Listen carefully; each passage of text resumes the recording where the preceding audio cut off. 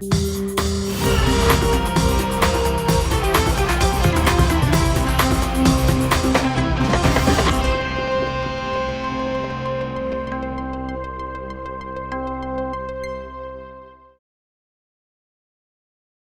pessoal. Segunda-feira, hoje é dia 12 de maio de 2025. Nós estamos começando agora, 7 horas em ponto. Mais uma edição do Seu Desperta, o programa que não atrasa de jeito nenhum. Pode deixar a gente acordar você, porque você não vai perder a hora, tá? Bom dia para vocês. Tivemos um fim de semana de mais tranquilidade no país do que vinha acontecendo nos últimos dias, né? Mas o cenário político continua quente aqui com a entrada de um novo player em cena, que é o ex-presidente Michel Temer, né? A simples menção dele às eleições de 2026 já deixou muita gente de orelha em pé, especialmente os bolsonaristas estão considerando uma afronta falar num candidato alternativo a 2026. E quem seria esse candidato? Seria o próprio Michel Temer, não é isso? Lá nos Estados Unidos, a coisa continua feia para o lado dos imigrantes. Houve a divulgação de um vídeo quase pornográfico em que uma mãe de uma criança brasileira de apenas 2 meses de idade foi presa pela polícia de imigração fascista do Trump. E foi uma cena comovente, cativante, porque a comunidade de uma pequena cidade onde ela morava tentou interferir naquilo e depois fez até um protesto para que os agentes da polícia de imigração fossem expulsos da cidade e não voltassem, porque a cena foi muito grotesca, sabe? Uma mãe andando num carro, retirada à força, tenta fugir. E ela estava acompanhada de uma filha adolescente e uma filha pequena, essa bebê de 2 meses no colo, e não houve piedade nem clemência por parte dos jagunços do Trump lá contra a imigração. Ela foi presa, pode ser deportada e nunca mais vir a ver a filha de 2 anos. Pode uma coisa dessa? Veja só que tristeza é isso que está acontecendo naquele país. Bom, esses são os fatos do dia de hoje. E tem muito mais, é claro, para você, né? Nós vamos ter um monte de notícias aqui sobre a Semana em Perspectiva, que promete muito. E eu vou dar bom dia para o meu amigo Alex. Bom dia, Alex. Bom dia, Panuso. Tudo ótimo. Alex hoje está triste, veio com a camisa do Palmeiras. O que aconteceu, Alex? Palmeiras perdeu ou Palmeiras ganhou? Palmeiras ganhou o gol no último minuto do Vitor Roque e a gente venceu o São Paulo por 1-0. Quer dizer que quem viu o jogo só até ficar desanimado lá pelos 35, 40, se ferrou. Sim.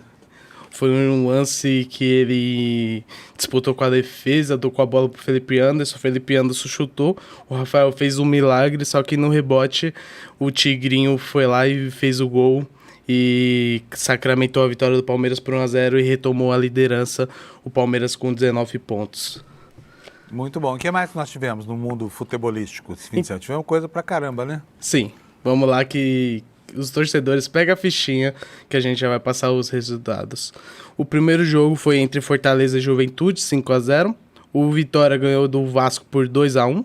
O Grêmio empatou com o Red Bull Bragantino por 1-1. O Mirassol ganhou do Corinthians por 2-1. O Flamengo ganhou de 1-0 do Bahia. O Sport perdeu de 4-0 pro Cruzeiro. O Atlético Mineiro ganhou de 3-2. O Palmeiras ganhou de 1-0. Meus pêsames pro Edu Souza, que tá até agora chorando, falando que não foi pênalti. Essa disputa é engraçada. É muito boa. Continua. O Botafogo ganhou de 4-0. O Palmeiras andou muito tempo sem poder falar nada de ninguém também, né, gente? Então Sim. Deixa eles tirarem o sarro aí dos São Paulinos. Fala, Alex. O Botafogo ganhou de 4-0. E para finalizar a rodada, teremos Santos e Ceará. O jogo será realizado no Allianz Parque, aqui na casa do Palmeiras, em São Paulo. Muito bom. Alex, agora tem uma informação aqui no G1, Fantástico de ontem.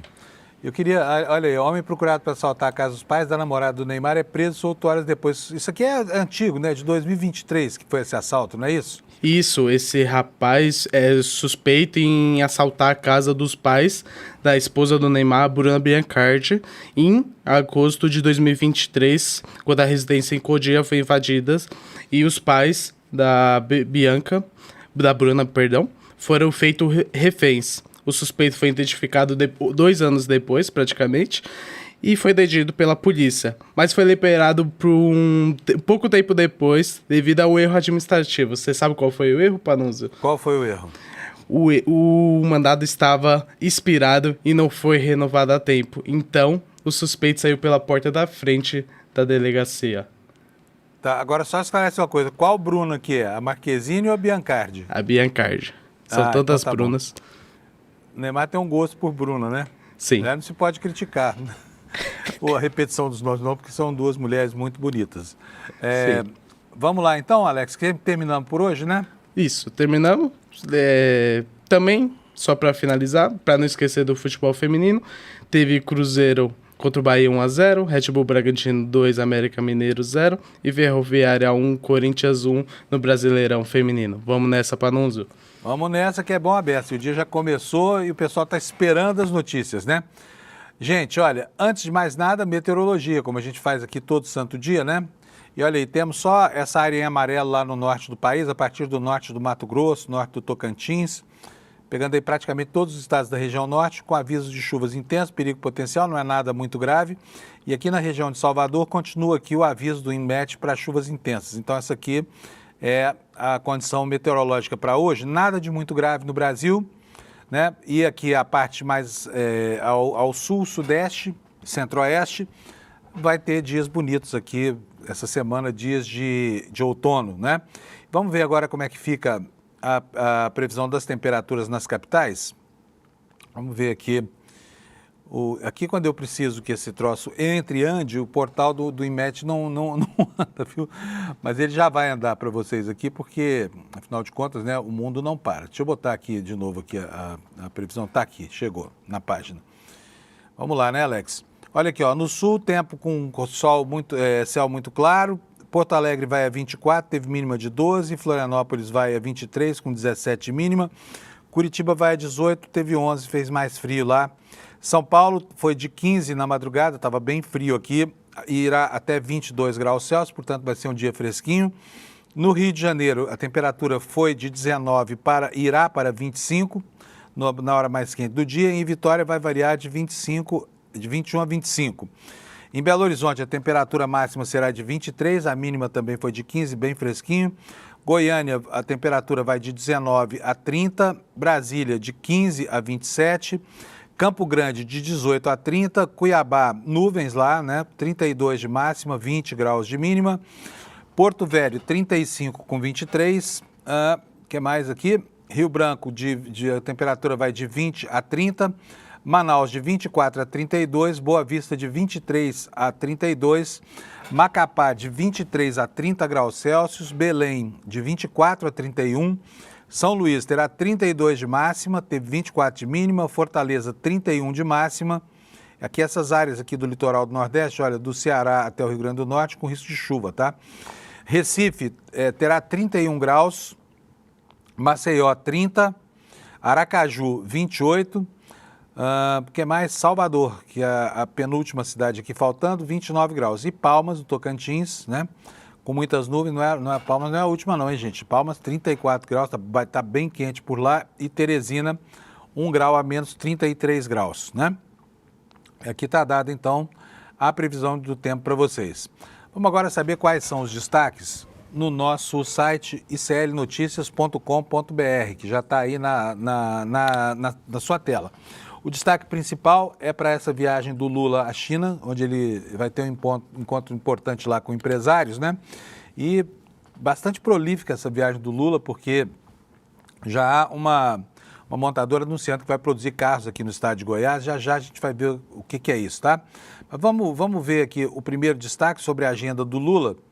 Primeiro dia de visita oficial do presidente brasileiro será focado em negócios, diz a manchete do ICL, com informações da Agência Brasil.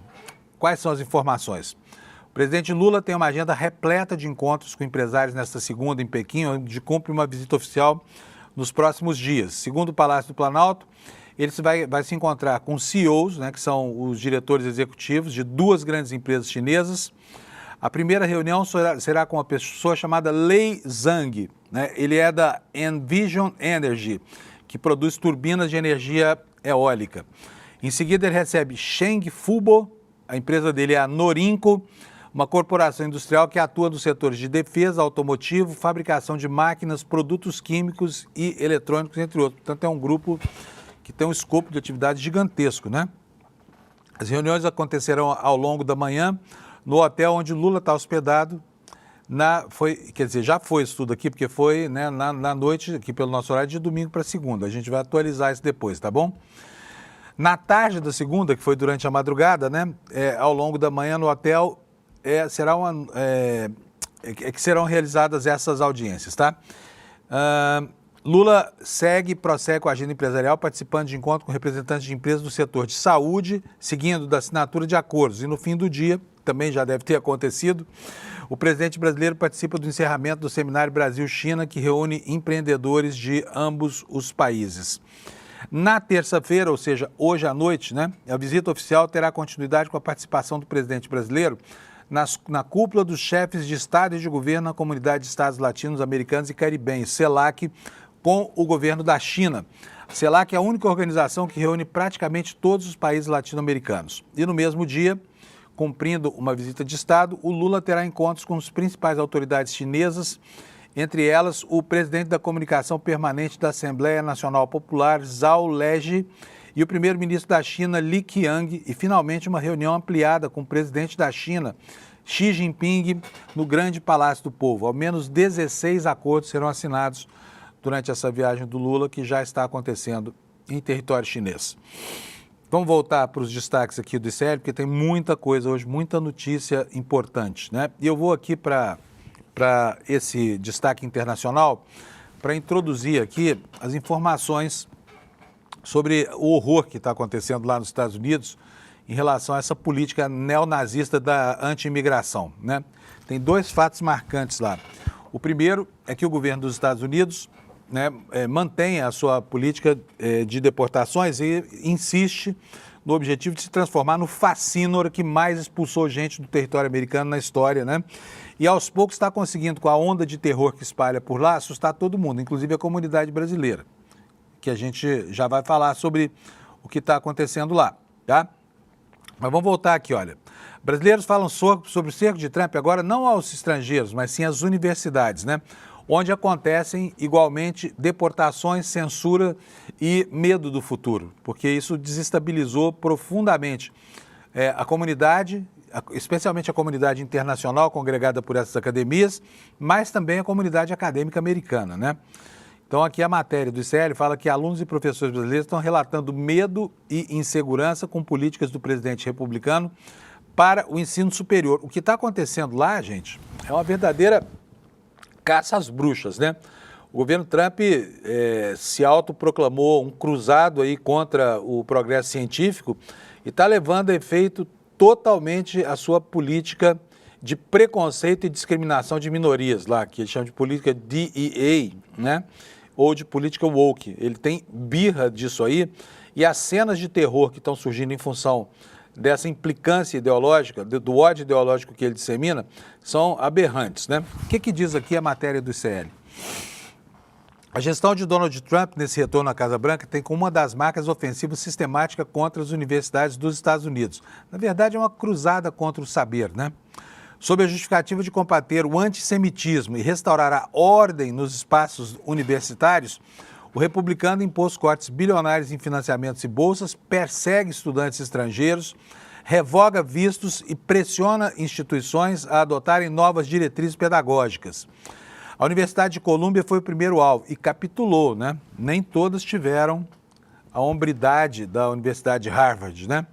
Em março deste ano, o governo anunciou a suspensão de 400 milhões, 2,2 bilhões de reais, né, em dinheiro equivalente, são 400 milhões de dólares, em financiamentos, acusando a instituição de não combater o antissemitismo no campus. A decisão ocorreu após uma série de protestos estudantis que aconteceram em 2024, pedindo o fim do quê?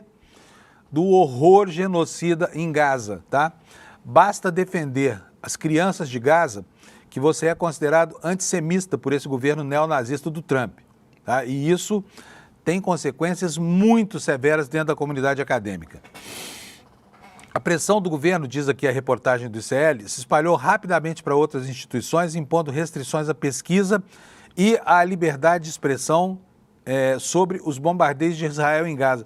E aí fica aqui a minha anotação de que, sabe, afinal de contas o discurso não é o da liberdade de expressão, não é isso que eles juraram proteger, sabe? Mas as pessoas agora não podem falar o que pensam sobre a campanha genocida de Israel em Gaza, e isso basta para torná-las alvos da polícia política americana, dessa polícia fascista contra a imigração. A Universidade de Harvard, que é uma das mais afetadas, teve 2 bilhões e 300 milhões de dólares, o que equivale a mais de 13 bilhões de reais, em financiamentos congelados. Por quê? Porque resistiu às exigências do governo para alterar o currículo e também as normas de admissão de novos estudantes. Além disso, Donald Trump ameaçou revogar o seu status de isenção fiscal, justificando que a universidade merece. É isso que a universidade merece, diz o Trump, em um post lá na plataforma dele, a Truth Social. A Northwestern University, que é situada em Illinois, também sofreu consequências com um bloqueio de 790 milhões de dólares em fundos. Isso prejudicou pesquisas e projetos acadêmicos. E já a Princeton University, em Nova Jersey, teve uma série de bolsas de pesquisa suspensas sem justificativo. Portanto, é uma caça às bruxas, né? Horrível, horrorosa. Mas não é só com isso. Tira para mim a imagem da tela. Deixa eu só achar aqui a matéria do Jamil, porque nós vamos ver aqui que assim, os alvos dele são assim, alvos frágeis, né? E ontem, Dia das Mães, todo mundo comemorando, e lá nos Estados Unidos, uma atitude arbitrária de uma polícia que tem ódio dos imigrantes acabou produzindo um show de horrores lá nos Estados Unidos. E o Jamil Chad, que não deixa passar nada pela sua pena jornalística e pela sua sensibilidade, trouxe o assunto aqui no UOL, está contando para a gente o que aconteceu lá. Daqui a pouquinho a gente vai ver o vídeo disso aqui, tá? Dia das Mães vira ato em defesa de brasileira presa pelo governo Trump. É o título da matéria. Agora vejam só o que aconteceu. A separação de uma família de brasileiras nos Estados Unidos gerou indignação de uma comunidade e nesse domingo o Dia das Mães foi marcado por um protesto contra a ação da polícia do Donald Trump. Já o governo defendeu a ação dos policiais na prisão e quem foi presa lá foi a brasileira Rosana Ferreira de Oliveira, que está em condição irregular na comunidade de Worcester, perto de Boston. O caso gerou indignação na pequena cidade e a partir de agora a população passa a denunciar o sequestro dessa brasileira, que foi isso mesmo que aconteceu, e a ação do governo em separar as famílias, separar a mãe de uma filha de apenas 2 anos de idade, de outra filha adolescente, hein? Aí o Jamil explica pra gente aqui o que foi que aconteceu. Na quinta, a prisão da brasileira e a separação de uma família por parte de autoridades migratórias geraram tensão e violência lá nessa cidadezinha da Nova Inglaterra, o Worcester. Segundo relatos de vizinhos, a violência ocorreu depois que a brasileira foi retirada do veículo e foi presa pelo ICE, as autoridades migratórias dos Estados Unidos. No carro estavam 2 filhas, uma adolescente e, olha, o bebê de 2 meses de idade num berço no banco de trás. Pelos vídeos enviados pela comunidade ao UOL, a brasileira tentou sair do carro, foi agarrada pelos policiais. Instantes depois, cerca de 25 pessoas que estavam na rua cercaram os agentes federais em protesto. A filha da brasileira, a adolescente, tentou impedir que a mãe fosse levada com o bebê no colo e tentou impedir que o carro dos agentes levasse a mãe e aceitou entregar o bebê a uma pessoa da comunidade. Mas ao correr uma vez mais para tentar impedir que a mãe fosse levada, ela foi jogada no chão e o seu rosto foi pressionado no asfalto pela polícia. Ela foi presa e liberada horas depois. Os vizinhos também tentaram evitar que a família fosse separada. A reação da comunidade revelou a tensão que a ofensiva contra a imigração tem gerado em comunidades de americanos, inclusive, né? Em relatos da imprensa local, os vizinhos explicaram que a indignação ocorreu por conta da recusa por parte da polícia em mostrar uma ordem judicial para a prisão da brasileira. Quer dizer, isso aqui é exatamente o que aconteceu na Alemanha nazista depois de 1933.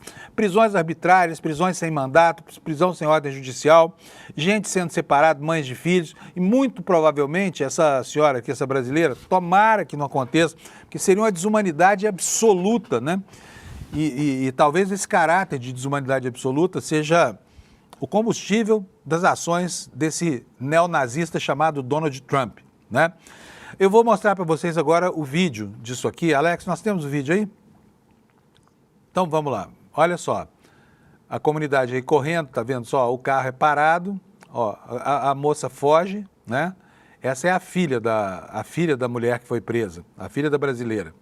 Ela é pega. ela é colocada contra o poste, depois ela vai ter o rosto no asfalto.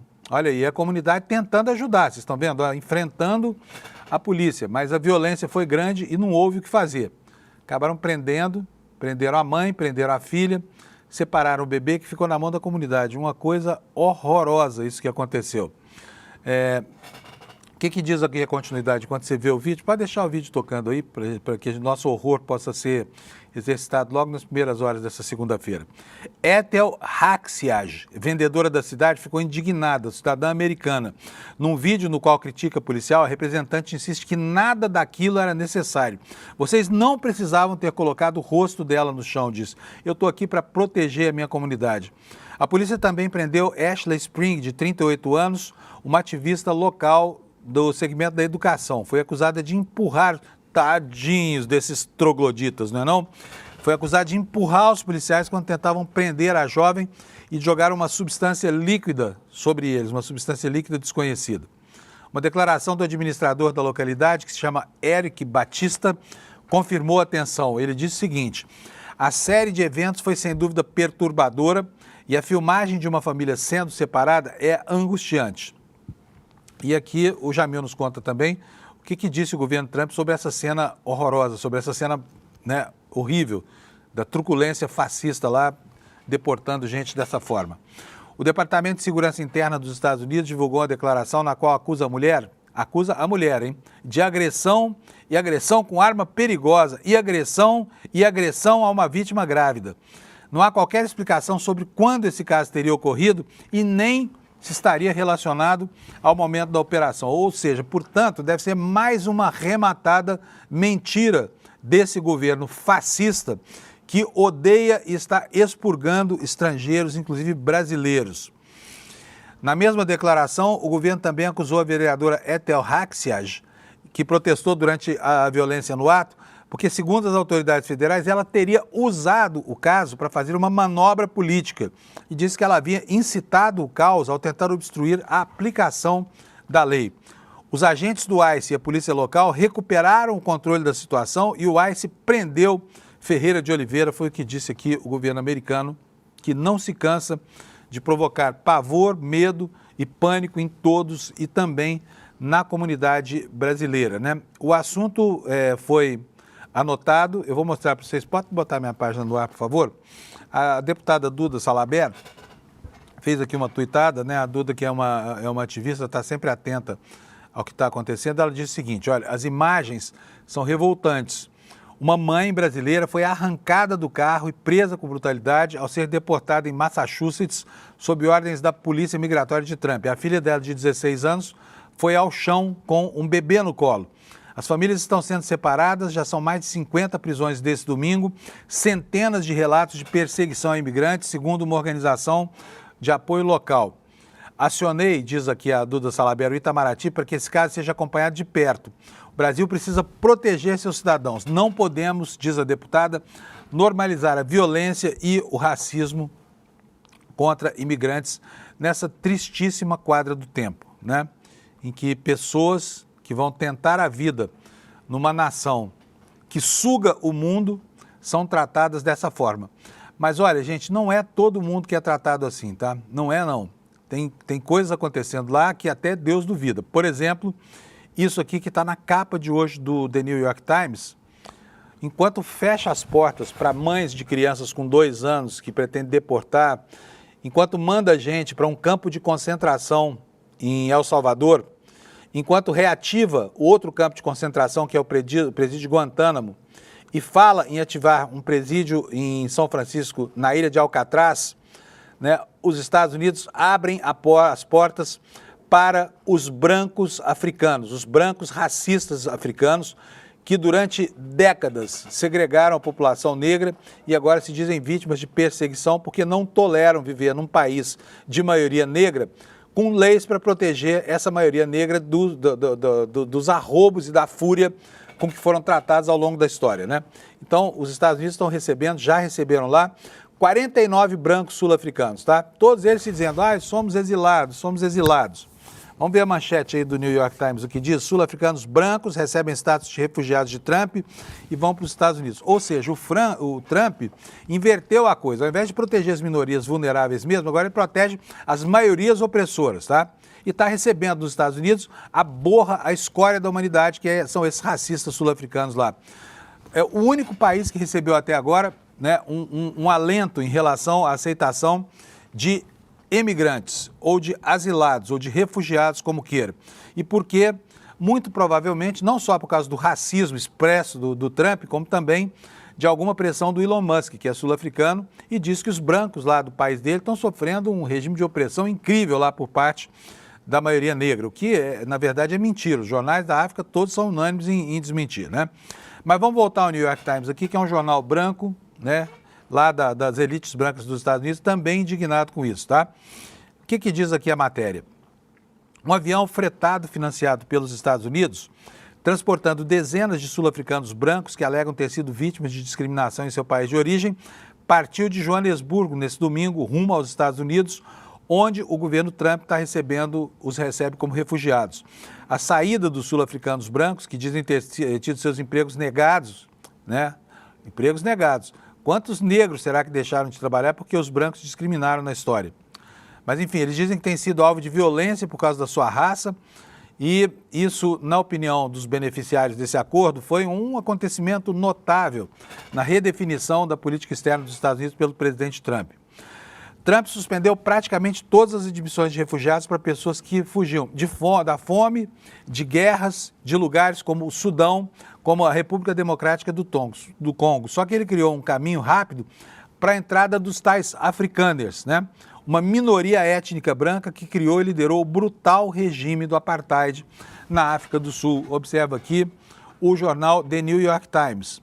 O processo de refúgio continua a levar anos, mas apenas 3 meses se passaram desde o momento em que Trump assinou um decreto estabelecendo o status de refugiado para afrikaners até o primeiro grupo chegar aos Estados Unidos. E aqui, eu não preciso ler mais para vocês entenderem que até a imprensa branca americana ficou chocada com essa aceitação desses afrikaners lá, porque são gente retrógrada e reacionária demais e patrocinaram todos os horrores que a gente viu acontecer na África do Sul, né? Até que a maioria negra retomasse lá as rédeas da política e o controle do país. E nunca se ouviu falar em discriminação de brancos, tá? Nunca. Eu vou até colocar aqui para vocês algumas informações de um jornal da África do Sul chamado The Citizen, né? O jornal tenta tratar com equilíbrio aqui o assunto, mas a gente vê que logo na manchete aparece aqui, olha, uma foto de um protesto feito lá na África do Sul, né? A favor desses africanos, tá? Aí, ó, refúgio, please, refúgio lá nos Estados Unidos. Trump, help, pedindo socorro para o Trump. É essa gente aqui, horrorosa, que o Trump está admitindo lá nos Estados Unidos, né? E aqui a matéria já diz que os africanos chegaram, já desembarcaram lá nos Estados Unidos. Vamos ver aqui o que fala, no que nos conta a matéria principal.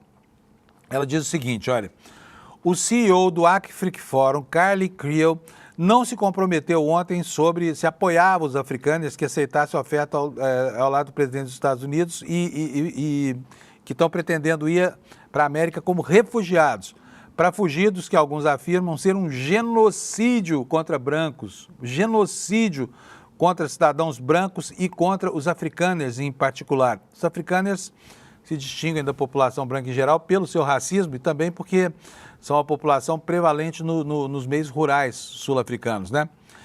Creel disse ter lido sobre a saída deles na mídia e não ter mais informações. Ele não pôde dar detalhes sobre o grupo africano que estava partindo, nem dizer se estava distanciando daqueles que buscavam o exílio autoimposto. A Embaixada dos Estados Unidos na África do Sul também manteve silêncio sobre o assunto. De acordo com relatos da mídia, o Departamento de Estado dos Estados Unidos e a Segurança Interna estavam prestes a receber lá 54 africanos, mas na conta dos jornais americanos são 49. Então, é uma primeira leva, né? O Trump autorizou a concessão de até 1.000 vistos de entrada para esses africanos aí. Por enquanto, 20 avos já seguiram nesse primeiro voo. Vamos voltar para os outros jornais aqui, porque tem outras informações sobre coisas aberrantes lá que eu tenho certeza que você gostaria de saber, né? E gente, uma delas diz respeito a um escândalo falo sempre aqui, tem coisas que são advocacia administrativa, crime previsto no Código Penal brasileiro, que nos Estados Unidos não existem, sabe? E aqui no Brasil dariam cadeia, dariam impeachment e tudo mais. O que o Trump está prestes a fazer com um dos principados lá do mundo árabe é algo inacreditável. Nem o Bolsonaro talvez fosse capaz de uma engenharia com essa, dada a mesquinhez dessa operação. Está aqui na capa do New York Times, tá? Trump está prestes a aceitar um avião, um 747 de luxo do Catar para uso como Air Force One, a Força Aérea número 1, tá? E o jornal assinala que o plano, o jornal está sendo até suave aqui com o Trump, assinala que questões éticas substanciais, dado o valor e a intenção do presidente Trump de assumir a propriedade do avião depois de chegar ao cargo. Ou seja, o Trump quer aceitar o avião que o Catar está dando, mas quer ficar com ele depois. Ou seja, é meu. Entendeu? Vai virar Air Force One, os Estados Unidos vão botar um monte de coisa lá dentro, um monte de equipamentos bilionários, transformar esse avião 747 num palácio voador, né? E depois acabou o governo, Trump leva embora para casa. Isso nem a opinião pública americana é capaz de digerir, né? Aí fica aqui a pergunta, como é que pode alguém ser tão abusado a ponto de propor? Porque, olha, os aliados dele, nem esses acham isso uma coisa normal, né? Enfim, e aqui a manchete sobre os sul-africanos. Os sul-africanos brancos recebem status de refugiados de Trump e vão para os Estados Unidos. Vocês querem ver o que diz aqui essa matéria? Eu vou ler para vocês aqui, ó. Eu vou ler aqui a matéria sobre esse presentinho que esse folgado do Trump está se autodando, né? Está se autodoando. Trump está prestes a aceitar um 747 de luxo do Catar para uso como Força Aérea 1. O plano levanta questões éticas, dado o imenso valor do avião, mais de 2 bilhões de reais, de dólares, né? Luxuosamente equipado, e o fato de Trump pretender assumir a propriedade dele depois de deixar o cargo. O que a matéria nos fala aqui? O governo Trump planeja aceitar lá o avião, é um 747-800. O que o tornaria um dos maiores presentes estrangeiros já recebidos pelo governo dos Estados Unidos, disseram várias autoridades americanas com conhecimento do assunto. O avião seria então doado à biblioteca presidencial do presidente Trump quando ele deixar o cargo, disseram 2 altos funcionários do governo. E tal doação levanta a possibilidade de que o Trump possa usar o avião mesmo depois do fim do exercício dele na presidência da República. Trump confirmou que espera receber o avião em uma publicação nas redes sociais ontem à noite, depois de um dia de controvérsia em que até mesmo alguns republicanos questionaram, embora reservadamente, a sensatez desse plano. O senhor Trump, diz aqui o jornal, sugeriu que os democratas eram perdedores por questionarem a ética da medida. Aliás, a ética dele é muito engraçada, ou muito triste, dependendo do ponto de observação, né? Porque a ética dele é zero, não tem ética nenhuma nesse negócio aí. É um sujeito que promove de maneira absolutamente assintosa negócios privados da Tesla, deles mesmos, da sua rede social, e agora está dando uma de Bolsonaro, né, que é meter no bolso um avião. O Bolsonaro, pelo menos, eram pequenos presentes que, embora viessem de avião e no colo de ministros, mas tinham valor aí de centenas de milhares de dólares e não de bilhões, né? E agora, se a moda pega, vocês já imaginaram o que seria um próximo governo Bolsonaro, que, queira Deus, não vai acontecer, mas com um precedente como esse, um presidente dos Estados Unidos, botando um avião inteiro, o maior avião da Boeing, no bolso, né? Um quadri-reator, que absurdo. O que mais que diz a matéria? Confirmou então que espera receber o avião, houve controvérsias, o Trump sugeriu que os democratas são perdedores, e aí abre aspas aqui, olha. Então, o fato de o Departamento de Defesa estar recebendo de presente, gratuitamente, uma aeronave 747 para substituir temporariamente o Air Force One de 40 anos em uma transação pública e transparente incomoda tanto os democratas corruptos que eles insistem em que paguemos muito caro pelo avião, escreveu Trump. Qualquer um pode fazer isso, os democratas são os perdedores de classe mundial, disse aqui o Trump, né? E a matéria assinala ainda que uma autoridade do Catar descreveu a proposta como estando ainda em discussão e a Casa Branca afirmou que as doações seriam aceitas e feitas em conformidade com a lei. Legisladores democratas e grupos de boa governança expressaram indignação com as questões éticas substanciais que esse plano apresentava, citaram a interseção de funções oficiais de Trump com seus interesses comerciais no Oriente Médio, o imenso valor do avião luxuosamente equipado e a suposição de que Trump o utilizaria após deixar o cargo. Vendido novo, esse avião 747-800 custaria 400 milhões de dólares, ou seja, quase 3 bilhões de reais. É muita grana, né? E com isso, esse homem vai institucionalizando a corrupção, que é outra característica desses governos dianocratas aí da extrema-direita, né? Como a gente vê, onde eles vão, eles metem a mão, né, Bolsonaro?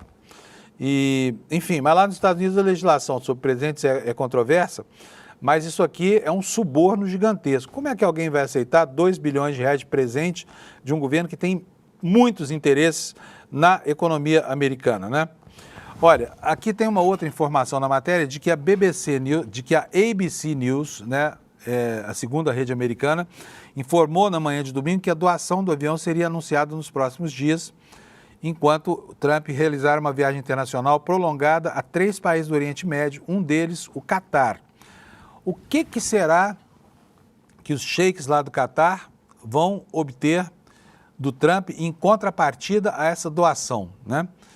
O que será? Porque aqui no Brasil eles conseguiram fazer excelentes negócios depois da doação de reloginhos, mas sabe, né, a julgar pela disposição de presentear, tratam-nos aqui, até na hora de estabelecer o tamanho do valor dado aos ladrões, como se nós fôssemos ainda aquelas pessoas que recebiam espelhinhos em troca de ceder o território nacional para qualquer espertalhão que aparecesse por aí, né? Então, não sei o que você acha disso, mas seja lá o que for, com certeza não é coisa boa, né? Ainda no plano internacional, saindo da área dos escândalos aqui, nós temos uma outra informação, a de que os próximos 90 dias, Estados Unidos e China vão resolver o problema das tarifas. A informação está na capa de praticamente todos os jornais estrangeiros, mas está aqui também na capa do The Guardian da Inglaterra, que é o jornal que eu vou usar para falar para vocês. O que aconteceu? Uma pausa de 90 dias na guerra comercial iniciada pelo Trump, né? E as tarifas estão sendo reduzidas em 115%, quer dizer, trazendo de novo a discussão sobre as tarifas recíprocas para o patamar da realidade, algo que não é escorchante, algo que não mata a economia de nenhum dos dois lados, porque provavelmente a essa altura do campeonato, o Trump percebeu a força que a China tem, a força do comércio chinês e, mais do que isso, né, a necessidade que os Estados Unidos têm de importar produtos feitos na China para que a sua economia possa andar, né? Então é isso, gente. Nós temos aí nos próximos dias um farto noticiário sobre tarifas, né, com a volta atrás do Trump, que fez as bravatas todas, desorganizou o mundo e agora começa, né, a colocar tudo nos eixos de antes. Vou pegar aqui uma matéria do País, do El País, é o jornal espanhol El País, um dos jornais mais importantes da Europa. E aqui, olha, vem aqui algo que afeta aquilo que a gente estava falando logo no começo do programa, sobre a política de deportações e os satélites, né, desse neonazismo no continente, a começar pelo mais voluntarioso desses subordinados de Trump, que se ofereceram para aceitar tudo que os Estados Unidos fizessem lá, que chama Nayib Bukele, esse que está aqui do lado do Trump e é um sujeito muito estranho, presidente lá de El Salvador. O que fala aqui a matéria que está no El País de hoje? Donald Trump e Bukele são aliados inegáveis. Além de enviar centenas de imigrantes venezuelanos acusados sem nenhuma prova de serem membros de uma gangue para prisão de segurança máxima, o americano se vê refletido no espelho autoritário do salvadorenho quando mobiliza sua maquinaria para cumprir a promessa de maior deportação da história.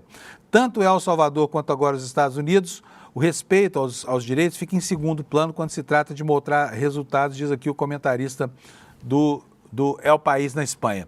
Trump estava de volta à Casa Branca havia apenas 3 dias, quando a primeira alegação de detenção irregular veio à tona.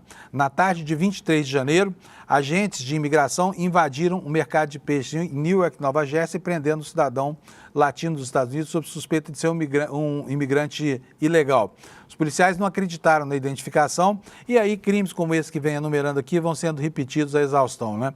O que mostra para a gente aqui que há uma unanimidade entre os jornalões americanos, né, de críticas a esses feitos aí do governo Trump, né? Vamos passar, gente, agora ao noticiário nacional, já são 7 horas e 40 minutos, nós temos só, até agora, nós temos só 20 minutos aqui para dizer sobre o resto, e eu quero dizer aqui para vocês do que aconteceu durante o fim de semana, né? Olha, primeiro, a Câmara, você sabe, no finalzinho da semana passada, e aqui eu estou fazendo uma volta para trás, só para situar a gente no noticiário, a Câmara, o Supremo Tribunal Federal derrubou aquela manobra da Câmara que tentava tirar o ramagem dos processos lá no Supremo para livrar a cara do Bolsonaro, que foi aprovado semana passada com 315 votos de deputados lá, golpistas, todos eles, que se opõem a qualquer aplicação de qualquer punição ao Bolsonaro e aos asseclas dele no plano golpista e que propuseram essa manobra parlamentar, mas que foi abortada, né? E por que ela foi abortada? Porque a primeira turma do Supremo, por unanimidade, derrubou a decisão da Câmara dos Deputados que suspendia a ação penal contra o Ramagem. É o que nos conta aqui a matéria no site Hora Jurídica, que é um bom site de informações jurídicas que você precisa conhecer, tá? E como é que aconteceu isso? Olha, o entendimento da primeira turma foi em sentido contrário à resolução aprovada pela Câmara que tentava beneficiar o Ramagem com base no argumento de que a Constituição permitiria ao Congresso Nacional interromper o inquérito contra um dos seus integrantes. Para o ministro Flávio Dino, a atuação da Câmara ultrapassa os limites constitucionais. Ele diz o seguinte, olha, o artigo 53, parágrafo 3º da Constituição Federal, não atribui às casas legislativas a competência para decidir em caráter terminativo pela sustação de ação penal, escreveu o ministro Flávio Dino no voto dele. Os ministros determinaram que a ação penal contra o Ramagem pode prosseguir com suspensão apenas para 2 crimes, porque esses aconteceram depois da data da diplomação. Quais são esses 2 crimes? Dano qualificado, deterioração de patrimônio da União. Esses seriam os únicos delitos que poderiam ser abrangidos por essa medida casuística imposta lá pela Câmara dos Deputados, um projeto de resolução. Em seu voto como relator, o ministro Alexandre de Moraes destacou que a resolução da Câmara é inaplicável a Bolsonaro e outros réus, incluindo o ex-comandante da Marinha, Almir Garnier dos Santos, Anderson Torres, o general Augusto Heleno e o ex-ajudante de ordens Mauro Cid, também o ex-ministro Paulo Sérgio Nogueira de Oliveira e o general Braga Neto. O texto constitucional aprovado pelo Congresso Nacional somente admite a possibilidade de suspensão da ação penal contra parlamentar, quando o Supremo Tribunal Federal receber a denúncia por crime contra o próprio tribunal e para reconhecer como praticado após a diplomação, afirmou Moraes em seu voto, né? Então está aí, desfeita essa manobra, esse placar unânime de 5-0 foi obtido no plantão virtual da primeira turma e livrou o país dessa molecagem da Câmara dos Deputados, né? Que cada dia que passa está mais assanhada para tentar liberar os bolsonaristas da refrega, né? De ter que pagar pelos crimes que efetivamente cometeram, né? Vamos passar agora, eu vou ficar aqui alternando as notícias do noticiário brasileiro, porque eu quero ver se a gente tem uma visão bem panorâmica do que vai acontecer essa semana, tá bom? E nós temos uma notícia na Folha de São Paulo, fez uma conta lá e chegou à conclusão de que o número de partidos encolheu 30% com fusões, incorporações e federações, que o Brasil está passando por um processo de concentração, né? Não é muito difícil que aconteça isso mesmo, porque, afinal de contas, ideologicamente, essas agremiações, elas não têm definição de nada, né? Note partidos como, por exemplo, os do Centrão, tem bolsonarista, tem lulista, tem gente de todo tipo lá. Isso acontece praticamente em todo o espectro, salvo no PL e, estou falando no canto da direita, né? Na seara da direita. Isso só não acontece no PL e no Partido Novo. E do lado esquerdo só não acontece no PSOL. Então o resto todo é uma mescla aí é um furacão de ideologias aí, todas elas orbitando em torno de um núcleo burocrático e das chances eleitorais proporcionadas por cada uma das corporações, né? Mas vamos ver aqui o que trata a Folha de São Paulo nessa redução. A matéria diz que as recém-anunciadas federação entre União Brasil e PP e fusão entre PSDB e Podemos impulsionam um movimento iniciado há alguns anos que resultou no corte de 30% no número de forças partidárias existentes.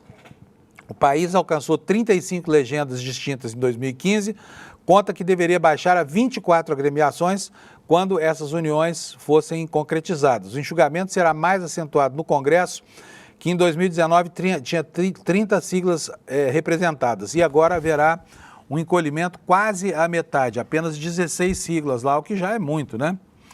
A marcha em direção ao enxugamento da sopa de letrinhas partidária, diz o UOL, deve continuar nos próximos anos e é reflexo de 4 projetos aprovados pelo Congresso de 2015 a 2021.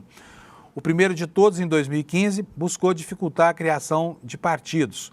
Só naquele ano foram autorizados a funcionar pelo TSE 3 novas legendas, que foram Novo, Rede e PMB, que é o Partido da Mulher Brasileira. A mini-reforma aprovada na ocasião exigiu que as legendas de informação conseguissem o apoio mínimo de eleitores. Hoje, pouco mais de 500 mil pessoas para criar um partido, né? Em até 2 anos. E antes não havia prazo previsto.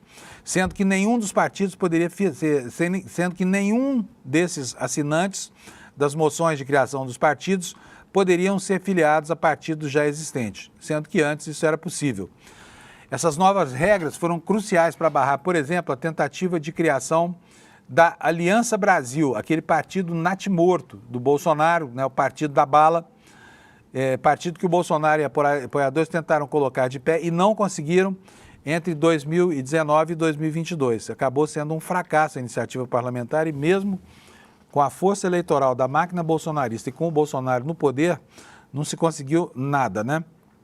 As principais regras contra a excessiva pulverização do quadro partidário brasileiro vieram, porém, em 2017, quando o Congresso aprovou e promulgou a emenda constitucional número 97, medida que acabou com a possibilidade de coligação entre partidos para a eleição de deputados e vereadores, o que dificultou a eleição de representantes por partidos pequenos e por nanicos. Gente, tem uma informação aqui, uma informação recente. Nós tivemos aqui no Rio de Janeiro o show da Lady Gaga, né?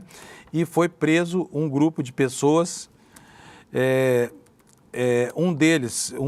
Uma dessas pessoas foi presa como um incitador que coordenava os trabalhos para colocação de bombas no show da Lady Gaga. Vocês acreditam que esse cara já está solto? Já saiu da cadeia, tá? Operação Fake Monster, para não usar. Operação Fake Monster, exatamente.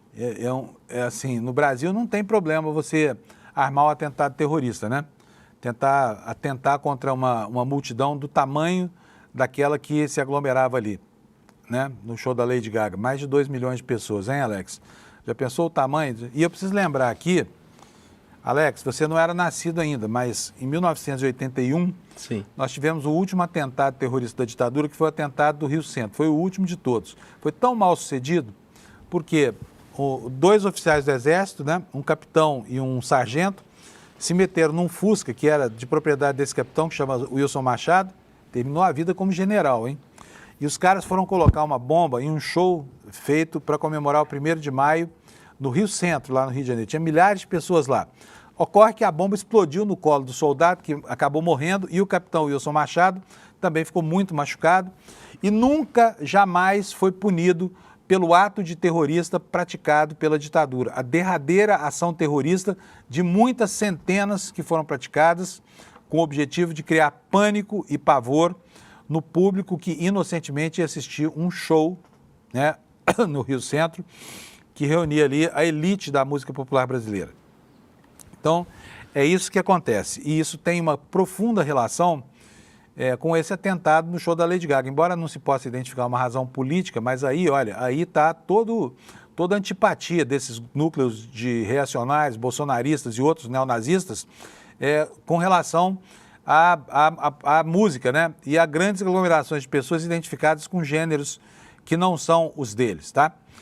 Então fica aqui. Oi, fala, Alex. O pessoal do chat falou que o carro era um Puma, não um Fusca. Eu falei Fusca? Isso. Então tá bom, então a correção foi bem feita, porque era um Puma mesmo. Era um Puma. Desculpa aqui, a gente vai falando de improviso aqui, de vez em quando fala alguma bobagem, né? Ótima explicação. Obrigado, Alex. E obrigado ao pessoal do chat aqui que alertou. Olha, em compensação, o pensamento, né, que permeava essas ações continua muito vivo hoje em dia, né? Vocês podem ver isso aqui que está na manchete do Estadão. Olha só, o PP quer que o Derrite, que é aquele sujeito que comanda a segurança pública aqui, um matador, confesso, uma pessoa que é um grande entusiasta do homicídio na ação policial, pois é esse homem que o PP escolheu para dar protagonismo até as eleições. Por quê? Porque querem botar a pauta de segurança pública em evidência para que em 2026 ele seja eleito senador, né? E aqui, olha, no intertítulo dessa matéria está escrito que o partido sugeriu ao Hugo Mota que o secretário do Tarcísio, o Derrite, conduza a discussão na Câmara sobre endurecimento do sistema de justiça criminal. O que será isso, hein?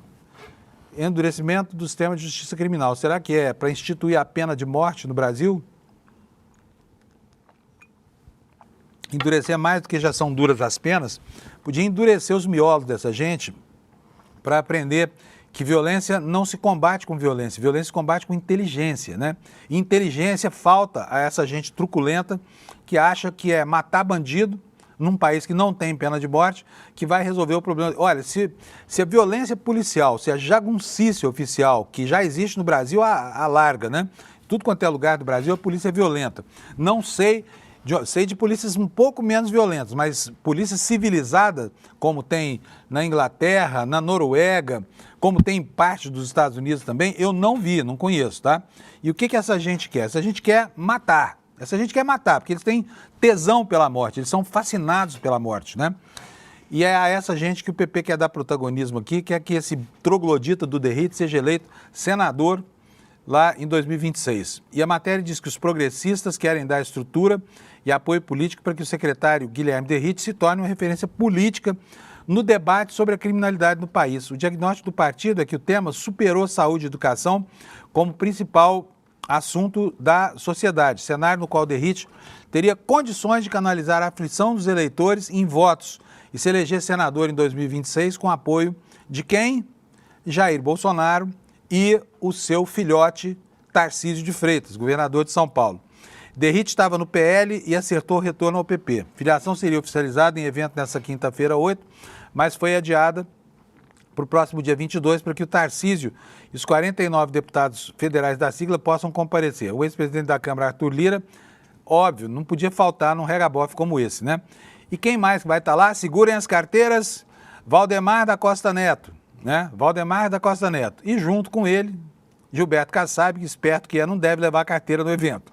Presidentes do PL e do PSD, respectivamente, também foram convidados. Tudo nessa área que couber ao partido é ele que vai conduzir. O protagonismo total é dele, disse Ciro Nogueira, presidente do PP ao Estadão e patrocinador de algumas das piores causas em voga no país. Brincadeira, né? Gente, deixa eu dar um respiro aqui, até porque eu estou com a minha garganta doendo de tanto falar e você deve estar já de saco cheio de tanto ouvir só a minha voz. Mas é um respiro importante, porque eu quero dizer para vocês que essa semana aqui no ICL vai acontecer a aula magna de lançamento da nossa nova turma de pós-graduação. Estou convidando você para assistir essa aula magna, não precisa ser membro do ICL, não precisa ser apoiador, é de graça. E ao assistir essa aula, repito, gratuitamente, você nos ajuda a consolidar o projeto editorial do ICL, que você certamente considera importante, senão não estaria aqui a essa hora da manhã ouvindo as coisas que eu estou falando, né? Então faça a sua inscrição, consiga aqui o seu convite, o convite é de graça. Aqui, olha, icl.com.br, está aqui, despertaicl.com.br, vai lá, deixa seu e-mail, pega seu convite. E não deixe para fazer isso depois, faça agora, você vai esquecer e vai acabar perdendo essa aula, tá? O tema da aula magna é Por que as elites odeiam o povo brasileiro? De novo para você, despertaicl.com.br, tá? É isso que importa, a gente aumentar o tamanho do nosso campo de visão, porque a gente possa ter um approach mais crítico da realidade do país, que não está fácil de entender, mas o GECE explica tudo para vocês, tá bom? Olha, outra coisa que eu não posso encerrar o programa sem falar, né, da empreitada do Temer, aí estabelecendo, deixando para trás o bolsonarismo. O Temer, de repente, ele decidiu voltar ao jogo político, de repente ele aparece. Né, ele aparece. E agora irritou bastante os bolsonaristas, por quê? Porque se julgava que ele fosse um aliado incondicional do Bolsonaro. Mas o Temer é um velho político, é uma raposa que sente o cheiro do poder, tá? E o que foi que o Temer disse? Eu não vou citar aqui a Gazeta do Povo, porque não é o caso, né, de dar notícia da Gazeta do Povo, que é um jornal absolutamente comprometido com o bolsonarismo. Mas eu vou dar aqui a informação para você. O que ele está falando, o Temer aí? O Temer está dizendo que deve se encontrar uma alternativa ao Bolsonaro, né? E quem seria a alternativa? Quando o Temer fala, gente, o Temer é um velho golpista, né? Ele está falando de algo que passa sempre pelo foco de visão dele, pela lente ideológica e pelo pragmatismo político dele. E aí começa a vir os desmentidos, porque o que a direita está falando é que o Temer quer ser candidato de novo, por isso ele está se colocando aí como um entrave na consolidação da plataforma bolsonarista, que aliás é uma plataforma absolutamente real, porque o cara está inelegível. Mas vamos ver aqui o que está dizendo a imprensa de direita, tá? O que está dizendo a imprensa de direita? Na Jovem Pan, Temer descarta a possibilidade de se candidatar à presidência em 2026. O ex-presidente declarou que durante seus 32 anos de vida pública ocupou praticamente todos os cargos, incluindo a presidência do Brasil, e por isso confessou que não possui mais disposição para tanto, o que obviamente não é verdade, né? Então temos de volta ao proscênio o senhor Michel Temer, né, fazendo aqui um jogo, dando entrevistas, essa coisa toda, querendo assumir o protagonismo para que ele, provavelmente ele, volte a colocar o seu nome entre aqueles que estão no jogo, o que, aliás, é uma miragem. Isso não vai acontecer. Afinal de contas, ele é o presidente mais impopular da história do Brasil e os reflexos das atitudes dele, deploráveis, aliás, estão aí contaminando as nossas instituições, todo o trabalhismo, né? O sindicalismo brasileiro, que praticamente ele botou a perder, enfim. Outro assunto, a indenização das vítimas desse escândalo pavoroso do INSS, né?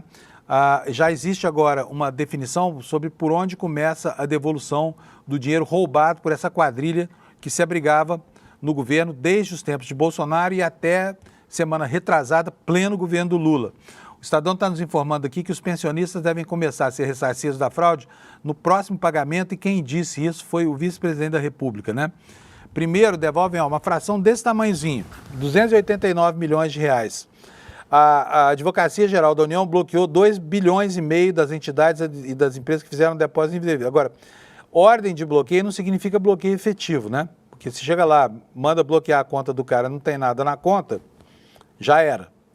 E não se espere que essas entidades fantasmas que operavam esse esquema golpista tenham guardado dinheiro na conta da pessoa jurídica, né? Afinal de contas, a eclosão do escândalo já tem quase um mês de idade e esse dinheiro provavelmente se perdeu para sempre. Mas a matéria diz o seguinte: os pensionistas do Instituto Nacional de Seguro Social que tiveram descontos indevidos devem começar a ser ressarcidos já a partir do próximo pagamento, quando serão devolvidos 298 milhões, disse o vice-presidente Geraldo Alckmin ontem, domingo. Segundo ele, a Advocacia Geral da União pediu o bloqueio de 2,5 bilhões em dinheiro e bens das entidades e das empresas para ressarcir os aposentados e os pensionistas, que não autorizaram qualquer desconto, mas foram lesados. E, além disso, o vice-presidente voltou a dizer que o problema começou na gestão anterior e o governo atual tem atuado para devolver os valores descontados indevidamente e punir os envolvidos na fraude. Aqui só vai um reparo, o problema realmente começou lá para trás, teve uma belíssima ajuda da Câmara dos Deputados, que aumentou o tempo desses contratos aí, feitos à revelia do contratante, né, que no caso é o beneficiário das aposentadorias do INSS, mas perdurou durante o governo Lula. Isso é algo imperdoável, já caiu ministro, que ninguém consegue explicar como é que algo que já era conhecido há tanto tempo e notoriamente conhecido há pelo menos um ano, não gerou nenhuma consequência, né? E acabou, enfim, saindo só agora, muito atrasado, né? Com tanta gente lesada assim, fornecendo mais material para críticas da extrema-direita a respeito do governo Lula. Bom, são 7h59, vai dar 8 horas aqui, eu quero me despedir de vocês. Quero desejar uma boa semana para você, que você tenha dias maravilhosos nesse outono friozinho que está fazendo e que você não se esqueça, bota aqui na tela aqui, por favor, Alex, ó, não se esqueça da nossa aula inaugural aqui, da aula magna com o Gessé Souza e o Eduardo Moreira, daqui a 3 dias, às 8 horas da noite, na quinta-feira, tá? De graça, faça logo a sua inscrição. Bom dia para vocês, até amanhã, gente. Boa semana para todo mundo. Por que as elites odeiam tanto o povo brasileiro? Segundo essas elites, as cidades de fora são sempre as melhores, as pessoas lá são mais educadas, honestas, bonitas. Cidade boa é Miami, comida e cultura de valor só na Europa. É sobre esse tema e a explicação disso que farei a próxima aula magna da pós-graduação do ICL, Repensando o Brasil, Sociedade, Política e História. A aula Por que as elites odeiam o povo brasileiro será no dia 15 de maio, na quinta-feira, às 20 horas. É uma aula de graça e aberta ao público. Uma oportunidade única para você conhecer essa pós que é revolucionária. Participe desse momento especial com o ICL e a FESP São Paulo.